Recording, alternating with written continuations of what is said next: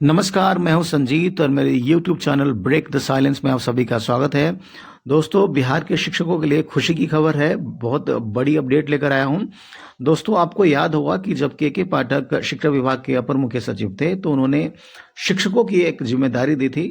जैसे एक फरमान जारी किया था उन्होंने, जिम्मेदारी मैं तो नहीं कहूँगा, एक फरमान जारी किया था जो कि शिक्षक अभी तक नहीं करते आए थे। उन्होंने एक डिसीजन दिया था और कहा था कि अगर स्कूल में बच्चों की उपस्थिति कम होती है तो इसकी जिम्मेदारी टीचर्स को दी जाएगी। गांव में जाके प्रधानाध्यापक और टीचर्स बच्चों को लाएंगे। अगर ऐसा नहीं होता है, बच्चों की उपस्थिति कम होती है, तो उनके वेतन में कटौती होगी। और इसी वजह से कई टीचर्स नाराज थे, मानसिक रूप से बिल्कुल ही खुश नहीं थे और वो डिलीवर नहीं कर पा रहे थे अच्छे से, यानी जो अपने पोटेंशियल के हिसाब से डिलीवर नहीं कर पा रहे थे। और ऐसा होना भी नहीं चाहिए। टीचर्स का काम है ईमानदारी से पढ़ाना।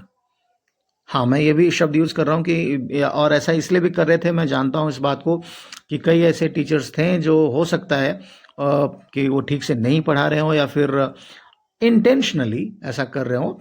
लेकिन इसका मतलब ये नहीं कि आप जितने भी टीचर्स हैं उनको कहें कि अगर उपस्थिति कम हो तो आप बाहर जाएं, स्टूडेंट को लाएं, उनकी जिम्मेदारी है।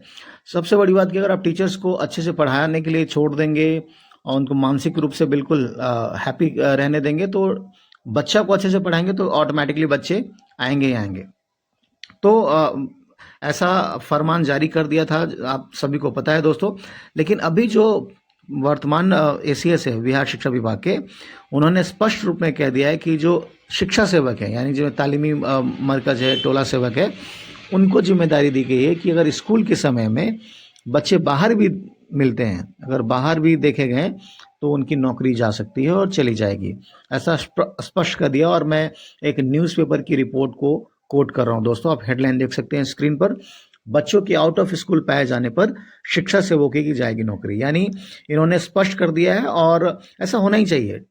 टीचर्स एक रिस्पेक्टफुल जॉब है, सम्मानजनक जॉब है और देश का निर्माण करने में इनका बहुत बड़ा योगदान है।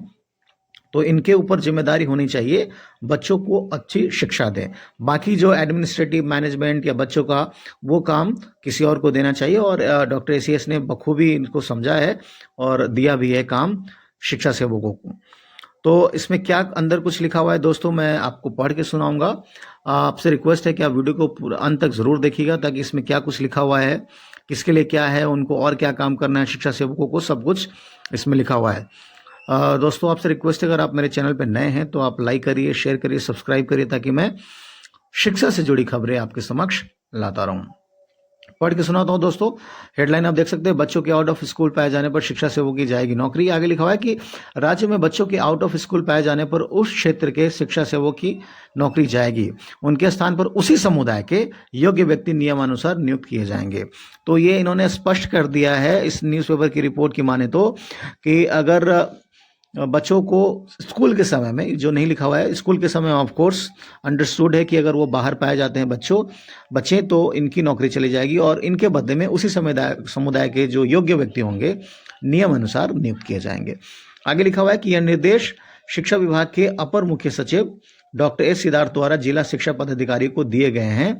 निर्देश के मुताबिक प्रत्येक शिक्षा सेवक प्रतिदिन विद्यालय अवधि में अपने संबंध एक विद्यालय में अनिवार्य रूप से अपनी हाजिरी बनाएंगे। जी हाँ दोस्तों, इनको ये भी कह दिया है कि अभी तक ऐसा नहीं कर रहे थे, कि जो उनके अंतर्गत आता है विद्यालय, वहां जाके उनको अपनी हाजिरी भी बनानी है, और भी डेली। पूरे दिन वो अपने से संबंध विद्यालयों का भ्रमण करेंगे एवं अपने दायित्वों का निर्वहन करेंगे। यानी हर किसी को, जो हर शिक्षा सेवक है, उनको कोई ना कोई स्कूल दिया गया है, अलॉट किया गया है, तो वो कह रहे हैं कि दिन भर भ्रमण करेंगे, यानी देखना है वहाँ पे बच्चे हैं कि नहीं है, फिर बच्चों को और लाने की जरूरत है तो वो लेकर आएंगे। तो ये सब कुछ लिखा हुआ है। आगे फिर लिखा हुआ है कि राज्य में वर्तमान तकरीबन 26,000 शिक्षा सेवक हैं, जिनमें तालीमी मरकज के शिक्षा सेवक शामिल है, कार्यरत है। प्रत्येक शिक्षा सेवक को प्रति माह 28,000 रुपये मानदेय दिए जाते हैं, यानी बहुत अच्छी खासी सैलरी है। शिक्षा सेवकों द्वारा अपने से संबंधित टोले के 15 से 45 आयु वर्ग की असाक्षर, महादलित, दलित एवं अल्पसंख्यक अति पिछड़ा वर्ग की महिलाओं को साक्षरता केंद्र साक्षरता प्रदान किया जाना है। तो ये कह रहे हैं कि बिल्कुल क्लियरली लिखा हुआ है कि जितने भी इलिटरेट जो उनके संबंधित टोले में 15 से 45 वर्ग के जो उम्र के महादलित, दलित एवं अल्पसंख्यक के अति पिछड़ा वर्ग की महिलाओं को साक्षरता केंद्र पर लाके उनको साक्षरता प्रदान किया जाना है। तो स्पष्ट कर दिया है, इन समुदायों के संबंध टोले के 6 से 14 आयु वर्ग के बच्चों का विद्यालयों में नामांकन सुनिश्चित करना है तथा प्रतिदिन प्रारंभिक तैयारी कर उन्हें एक साथ विद्यालय ले जाना है। तो ये कह रहा है इनको यह भी सुनिश्चित करना है कि 6 से 14 वर्ष के जो बच्चे हैं उनको उनकी नामांकन मतलब एडमिशन हुआ नहीं हुआ तो उनको भी ये सुनिश्चित करना है। और प्रारंभिक तैयारी यानी स्कूल जाने से पहले जो तैयारी की जाती है, बच्चों को समझाना जो भी हो, वो इनका ही काम है और फिर विद्यालय ले जाना है। विद्यालय अवधि के पूर्व शिक्षा सेवकों द्वारा संबंध टोले के 6 से 14 आयु वर्ग के बच्चों की विद्यालय शिक्षा में सहयोग हेतु उन्हें कोचिंग दिया जाना है। विद्यालय नहीं आने वाले बच्चों को चिन्हित कर उन्हें विद्यालय पहुंचाना है। बीच में देखिए ये क्या कह रहा है कि विद्यालय में नहीं आने वाले बच्चों को भी चिन्हित करना है। जैसे अगर वो गांव में घूमते हैं या फिर उनको पता चल जाता है कि ये बच्चा नहीं जा रहा है डेली या 10 दिन जाता है फिर नहीं जाता है, तो उनको ऐसे बच्चे को भी आइडेंटिफाई करना है, रिपोर्ट करना है। आगे लिखा हुआ है कि बच्चे में पढ़ाई छोड़ने वाले जो ड्रॉप आउट है बच्चों को, माफ कीजिएगा, यहाँ लिखा हुआ है बच्चों को चिन्हित करें, उन्हें भी विद्यालय पहुंचाना है।